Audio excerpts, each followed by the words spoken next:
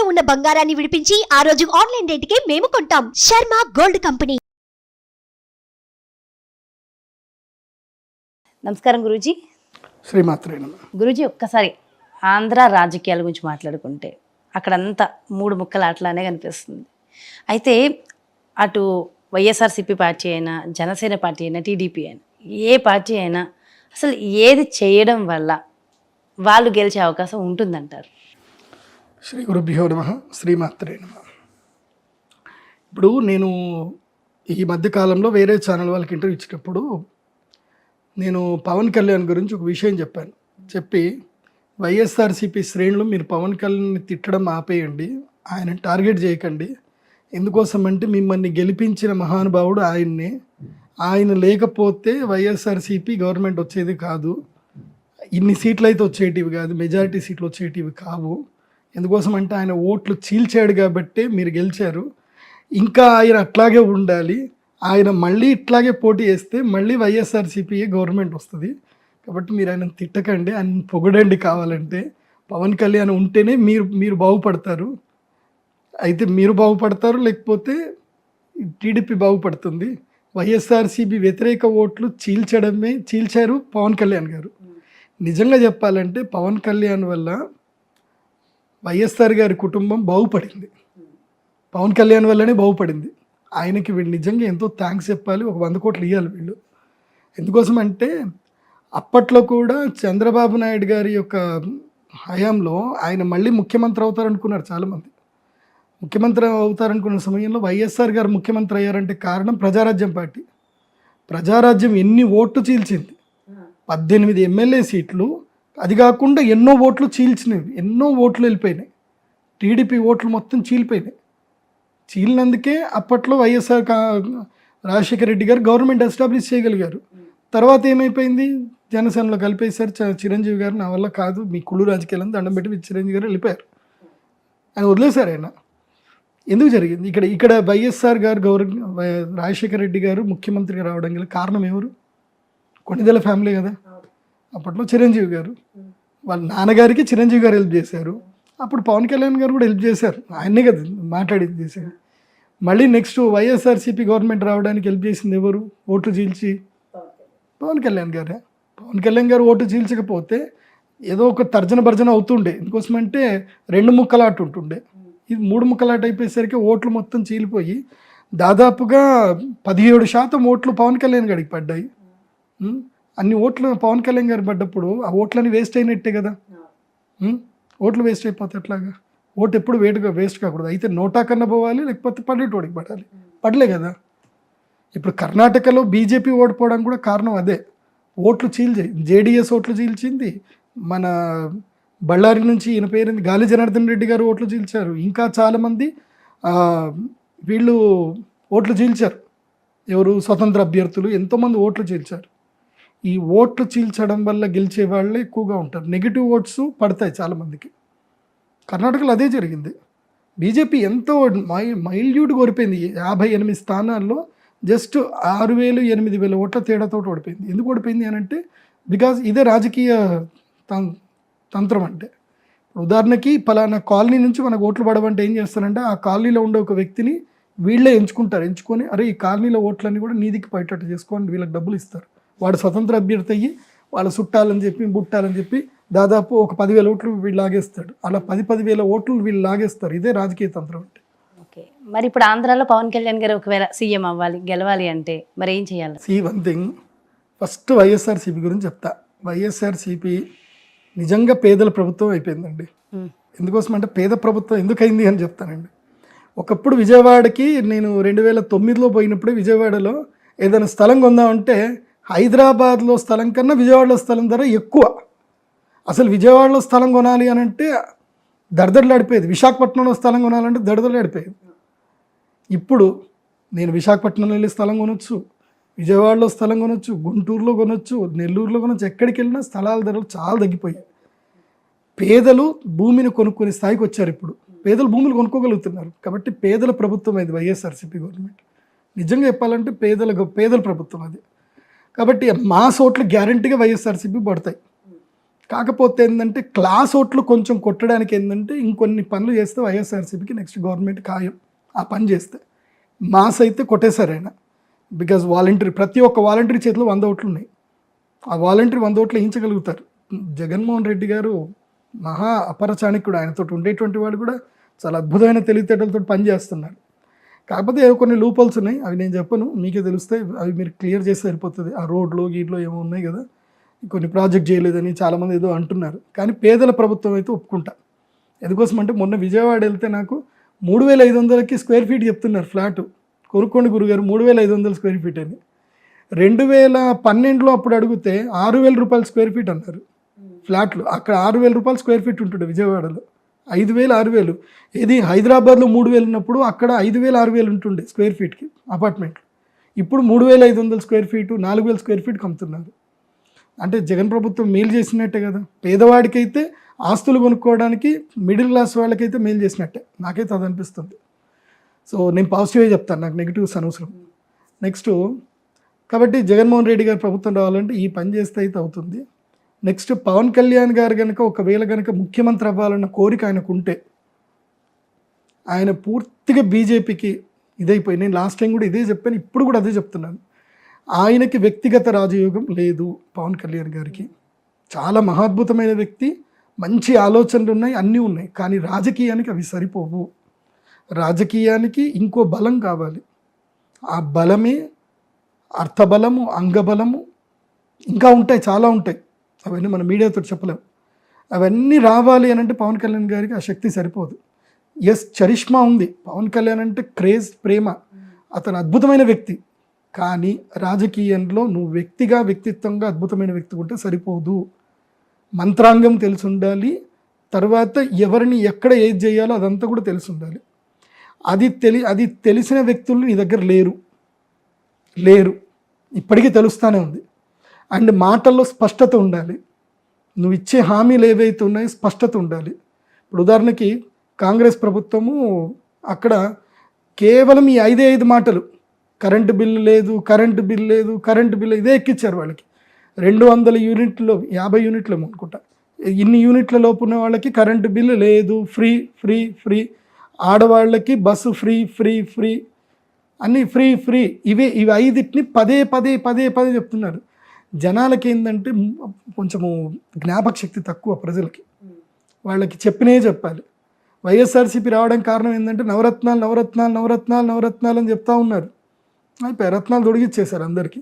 కాబట్టి నీ క్లారిటీ ఏంది, నీ మాటలో ఒక స్పష్టత కావాలి.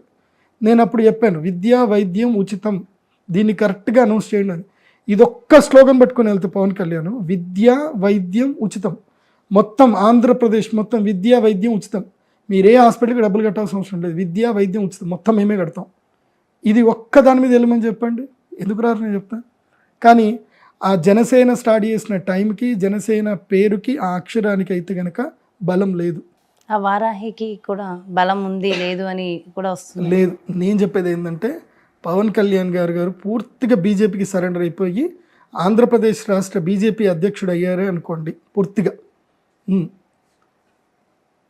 బీజేపీ ఇతనికి సెంట్రల్లో ఎప్పుడు బీజేపీ ఉంటుంది కాబట్టి ఇతనికి బీజేపీ బలం ఉంటుంది. అప్పుడు ఈ బలం చూసుకొని జనాలు ఓట్లు వేస్తారు. బీజేపీ సెంటిమెంట్ ఉండే ప్రజలు ఉంటారు.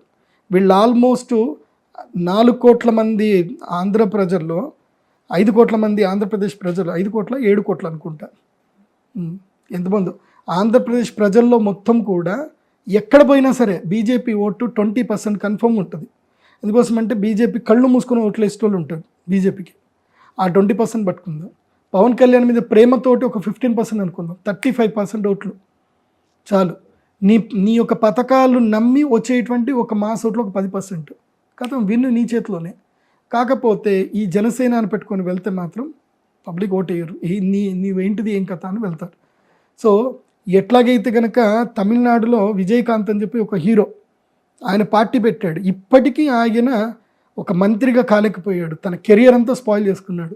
సినిమా కెరియర్ పోయింది. ఇప్పటికీ ఆయన రాజకీయంలో ఉన్నారు కానీ తూతు మంత్రం అంతే. సో ఆయన ఒక అద్భుతమైన నాయకుడిగా కాలేకపోయాడు. ఎందుకు కాలేకపోయాడు అని అంటే ఆయనకి పట్టాల్సిన చోట్ల పెట్టాల్సిన చోట్ల పెట్టలేదు.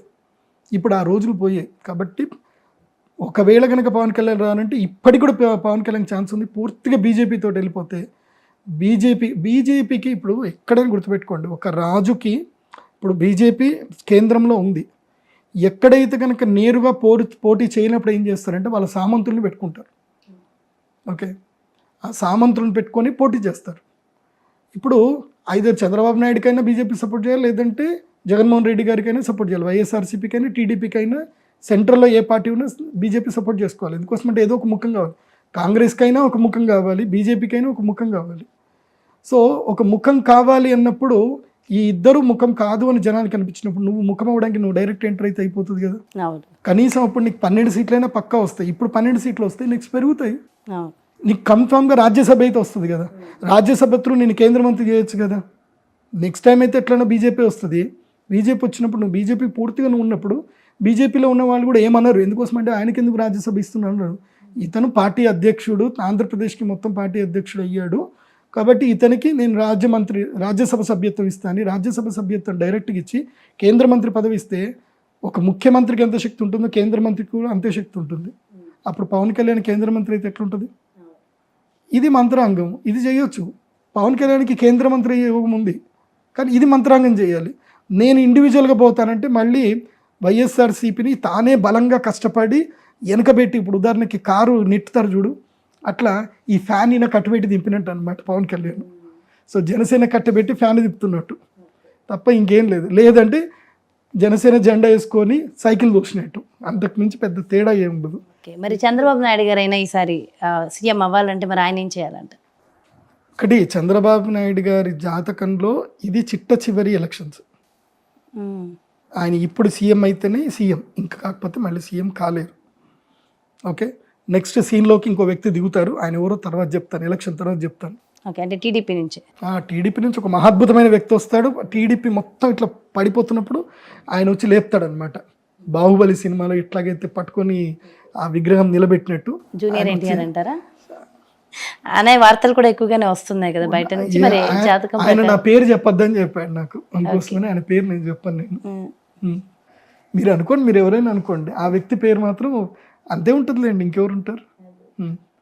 సో ఇప్పుడు తెలుగుదేశం పార్టీ గెలవాలి అని అంటే చేయాల్సింది పవన్ కళ్యాణ్ గారిని క్వైట్ చేసుకోవాలి, 4 మంత్రి పదవులు ఇవ్వాలి. 4 మంత్రి ఇప్పుడు ఎట్లాగైతే కనుక ఆంధ్రప్రదేశ్ ఇది కర్ణాటకలో ఏం జరిగింది, ఆయన పేరేంది, డికే శివకుమార్ గారికి మంత్రి పదవులు డిప్యూటీ సీఎం ఇస్తా అంటేనే ఆయన వీళ్ళు కలిసారు, సిద్ధరామయ్య డిప్యూటీ. లేకపోతే వాళ్ళిద్దరు విడిపోయి ఉంటే మళ్ళీ బీజేపీ వచ్చింది. వాళ్ళిద్దరూ ఒక ఒప్పందం చేసుకున్నారు కాబట్టి వచ్చింది, అది కూడా వర్గ రాజకీయమే. వీళ్ళిద్దరు కూడా ఒక ఒప్పందంకి రావాలి. 4 మినిస్ట్రీ సీట్స్ పవన్ కళ్యాణ్ గారికి డిప్యూటీ సీఎం. మరి అయితే పవన్ కళ్యాణ్ గారు అటు బీజేపీతో కలవాలా, ఇటు టీడీపీతో కలవాలంటారా? ఇద్దరితోని కలవాలంటారా? రాజకీయం అంటేనే అవకాశవాది. రాజకీయం అర్థం ఏంటి తెలుసా? నీకు ఎక్కడ పదవి వస్తే పని చేయాలి. రాజకీయం యొక్క అర్థం అది. పదవి లేని రాజకీయ నాయకుడు ఇంకా ఉంటుందండి, అన్ని సమాధానం చెప్పకూడదు అట్లా. సో అది సమానం అవుతుంది అనమాట. కాబట్టి పదవి ఉంటేనే విలువ, పదవి లేకపోతే విలువ లేదు, అంతే. సో పదవి రావడానికి నువ్వు ఏదైనా చతురత చేయొచ్చు. కాబట్టి 4 కానీ లేదంటే 2 మినిస్ట్రీస్ ఒక డిప్యూటీ సీఎం, 2 మినిస్ట్రీస్ ఒక డిప్యూటీ సీఎం అడుక్కొని అయితే పవన్ కళ్యాణ్ గారు దీంతో జాయిన్ అయిపోయి ఒక 14-15 ఎమ్మెల్యే సీట్లు తీసుకున్నా సరిపోతుంది. కానీ దానివల్ల పెద్దగా అయితే పవన్ కళ్యాణ్ గారికి పెద్దగా యోగమేం లేదు, దానివల్ల అబాస్పాలు అవుతారు తప్ప పెద్దగా ఏం లేదు. సో ఈయనైతే పవన్ కళ్యాణ్ గారిని అయితే చేసుకోవాలి. కానీ చంద్రబాబు నాయుడు గారి జాతక ప్రకారం మాత్రం, అంటే నేను వైఎస్ఆర్సీపీ వారికి ఎవరెవరు ఏమేమి యాగాలు చేస్తున్నారో అది మొత్తం నాకు తెలుసు. కాబట్టి అలాంటి యాగాల నుంచి శక్తి ఎదుర్కోవాలి అని అంటే చంద్రబాబు నాయుడు గారికి ఉన్న అంగబలము, అర్థబలము, బుద్ధిబలం సరిపోదు, దైవబలం కంపల్సరీ కావాలి. ఆ దైవబలం రావాలి అని అంటే ఒక మహాద్భుతమైన యాగం ఉంటుంది. ఆ యాగము చేస్తేనే ఆయన గెలవగలుగుతారు. ఏది ఈ పవన్ కళ్యాణ్ ఓటు చీల్చడం కానీ, వైఎస్ఆర్సీపీ ఏమైనా కానీ అన్నిటినీ ఎదుర్కొని గెలవాలి అని అంటే దైవ బలం కావాలి. అయితే జగన్మోహన్ రెడ్డి గారు ఆంధ్రాలో చర్చిలు కూడా బాగా డెవలప్ చేశారు అనేసి కూడా ఒక బాగా వస్తుంది నిజంగా కూడా అనేసి అంటున్నారు. మరి అలాంటి ఆయన మరి హిందూ ధర్మం ఈ మంత్రాలు పూజలు హోమాలు నిజంగా చేస్తున్నారని అనుకోవాలంటారా? కర్ణాటక నుంచి వేరే రాష్ట్రాల నుంచి ఎలక్షన్ జరిగినప్పుడు నా దగ్గరికి చాలామంది వచ్చారు. ఎందుకోసమంటే నాకు అంత పరిచయం లేదు కాబట్టి.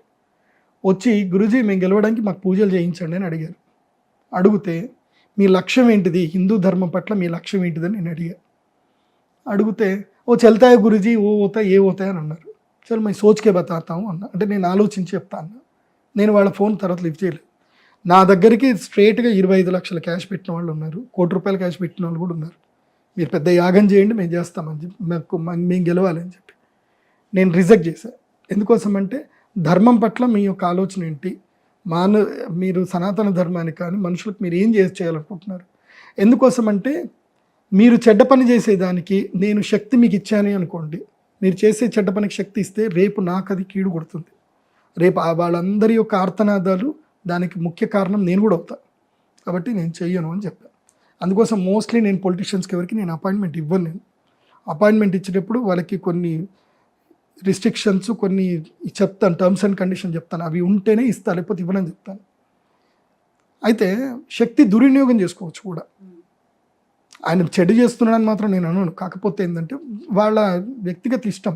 ఇప్పుడు దైవ శక్తి ఏంటంటే అగ్ని, ఇట్స్ ఫైర్ అనమాట. అది ఎవరికైనా ఉపయోగించవచ్చు. ఓకే, సో దాన్ని నమ్మి ఆయన వెళ్తున్నారు కాబట్టి అలా కూడా అవ్వచ్చు అంతే. కాకపోతే ఇప్పుడు ఉదాహరణకు స్వరూపానంద సరస్వతి స్వామి వారు ఉన్నారు, ఆయన చేయించారు.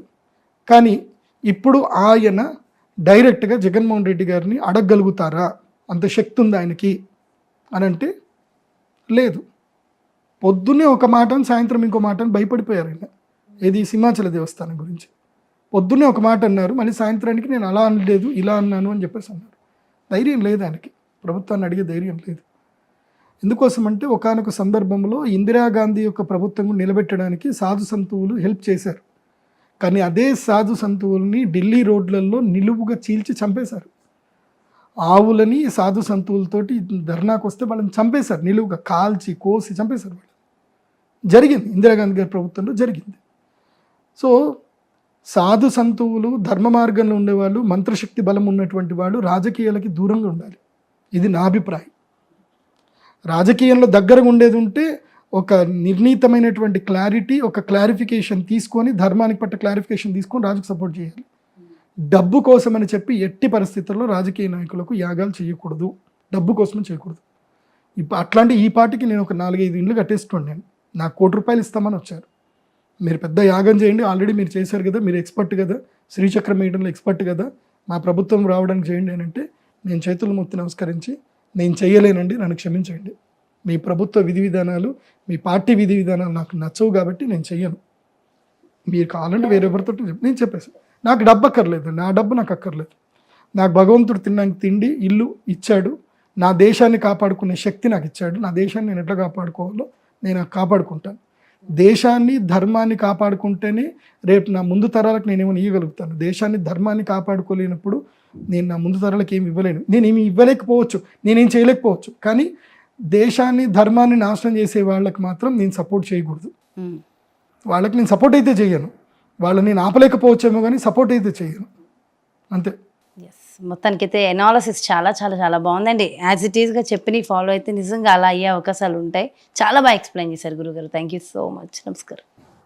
సో చూసారు కదండి, మొత్తానికి ఏపీ రాజకీయాల గురించి ఎవరెవరు ఏమేమి చేస్తే వాళ్ళు సీఎం అయ్యే అవకాశాలు ఉన్నాయి, వాళ్ళని రాజస్థానంలో నిలబెడతారు ప్రజలు అనేది ఎంతో చక్కగా ఎనాలిసిస్ చేసి చెప్పారు గురుగారు. మరో చక్కటి కార్యక్రమంతో మళ్ళీ మీ ముందుకు చేస్తాను. నమస్కారం.